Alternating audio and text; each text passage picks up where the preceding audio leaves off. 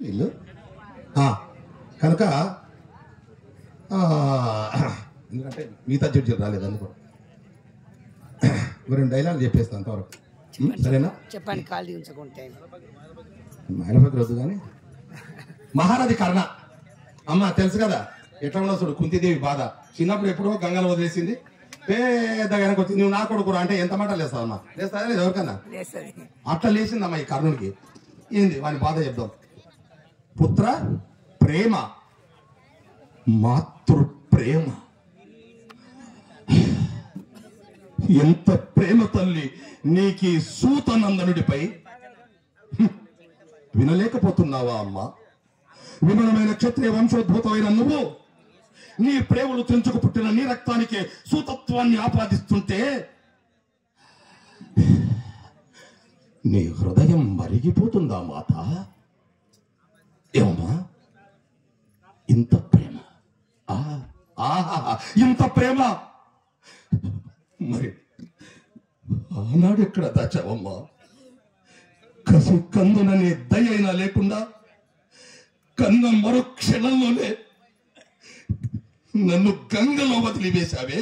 ఆనాడి పుత్ర ప్రేమ ఏ గంగలో కలిసింది తల్లి?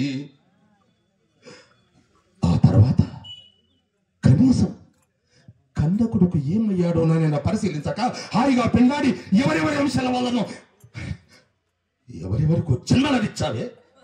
ఆనాడి పుత్ర ప్రేమ ఎక్కడ పడిపోయిందమ్మా? ఆ రోజు ఇంకా ఇంకా నాకు బాగా గుర్తుందమ్మా. ఎంత మరవైతించినా మరపడకరాని ఆ దృశ్యం నన్ను పీడకలలా వెంటాడుతూనే ఉంది తల్లి, వెంటాడుతూనే ఉంది. నిండు కురుసభలో అస్త్ర విద్యా పరీక్షా సమయాన ద్రోణాది పెద్దలందరూ కలిసి నీ కులమేది, నీ గోత్రమేది అని గుచ్చి గుచ్చిన్నట్టు అడుగుతూ ఉంటే ఏమి ఏమి తెలియక ఏడుస్తున్న నన్ను పట్టి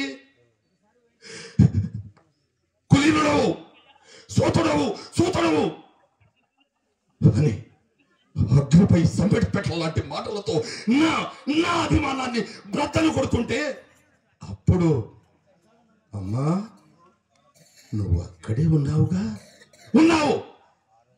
అక్కడే ఉన్న నువ్వు కాడు కాడు కాడు కర్ణుడు సూతుడు కాడు. వీడు నా బిడ్డ, నా రక్తం పంచుకు పుట్టిన బిడ్డ అని చెప్పలేకపోయిన నాడు నీ మాతృ ప్రేమ ఏ కాష్టంలో కలిసింది తల్లి, ఏ కాష్టంలో కలిసింది? ఓహో ఓహో ఈనాడు కర్ణుడు ఒక రాజయ్య కనుక రానున్న కురుక్షేత్ర మహాసంగ్రామంలో నీ బిడ్డల పాలిటి యముడవుతాడు కనుక ఇప్పుడు ఇప్పుడు వచ్చి నాయనా కర్ణ నువ్వు నా బిడ్డవురా అని మొసలి కన్నీళ్లు కారుస్తున్నావే. ఇది ఇది మాతృ ప్రేమేనా అమ్మా? మాతృ ప్రేమ ఇలా ఇలా కూడా ఉంటుందా తల్లి? ఇలా కూడా ఉంటుందా? ఏమమ్మా యముడి వల్ల ధర్మరాజును పొందా, పవరుడి అంశలో భీముణ్ణి మోసావు, ఇంద్రుడికి అర్జునుని మోసావు. ఇవన్నీ ఇష్టమయ్యాయి. కానీ లోక సాక్షి కర్మ సాక్షి అయిన ఆ భాస్కర లబ్ధుడు ఈ కర్ణుడు నా కొడుకు అని చెప్పుకునేందుకు నీకు నీకు మనసు రాకపోయిందా తల్లి? అభిమానం అడ్డొచ్చిందా అమ్మా?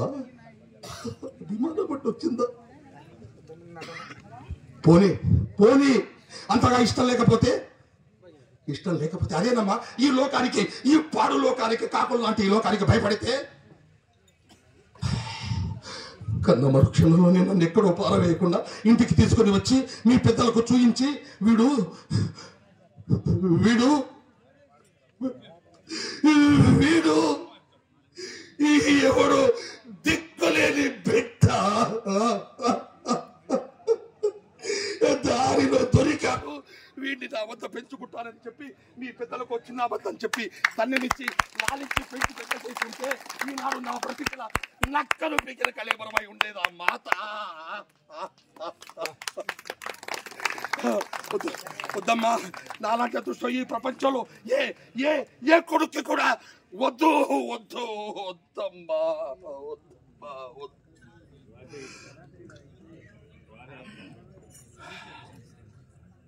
అమ్మా అమ్మా, నువ్వు ఏడుస్తున్నావా తల్లి? నువ్వు ఏడుస్తున్నావా తల్లి? ఊరుకో తల్లి, ఊరుకో.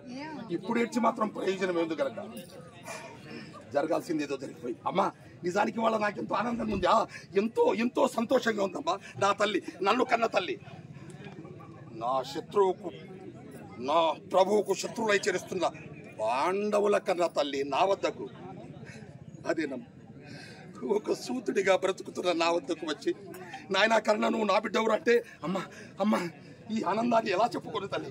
పిల్లమ్మ, మరొక్కసారి పిల్లమ్మ, నాయన కర్ణ నా కుమారాన్ని మరొక్కసారి నా చెవుల్లో అమృతం పోయి తల్లి, అమృతం పోయి.